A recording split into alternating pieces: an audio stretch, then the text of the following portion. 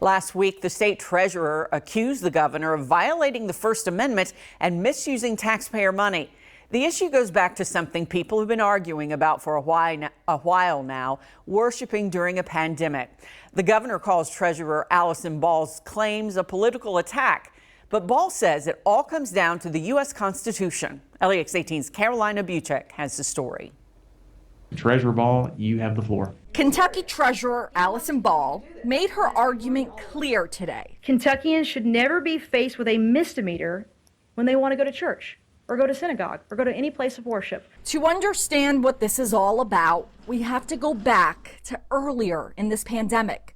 Governor Andy Beshear issued restrictions on mass gatherings, and that included churches. A few churches defied the orders and held services in person. State police and health departments were tasked with handing out letters that told those who attended the services to quarantine for 14 days, and the license plates of the cars in the parking lots were documented.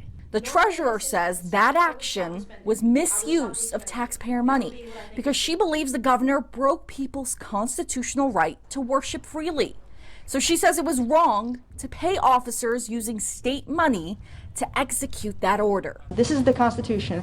We want to do the right thing by the Constitution. We don't want people to be monitored when they go to church. We don't want them to have surveillance being conducted on them. We don't want records kept of their attendance. And we certainly don't want them to be threatened with a misdemeanor, going to jail because they've gone to church. And we don't want churches closed by police officers. These are things that are repugnant to us as Kentuckians. They're repugnant to us as Americans. Everything is outlined in the treasurer's report.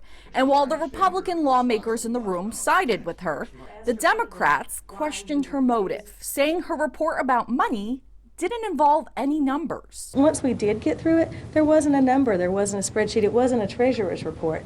And while I think that some of these constitutional issues are clearly very important, I don't know how that's the treasurer's role. The treasurer explained the lack of numbers by saying it would be difficult to figure out how many hours officers spent doing these tasks, and she doesn't want to take that money away from them because she believes they were simply following orders. So what does the governor think about all of this?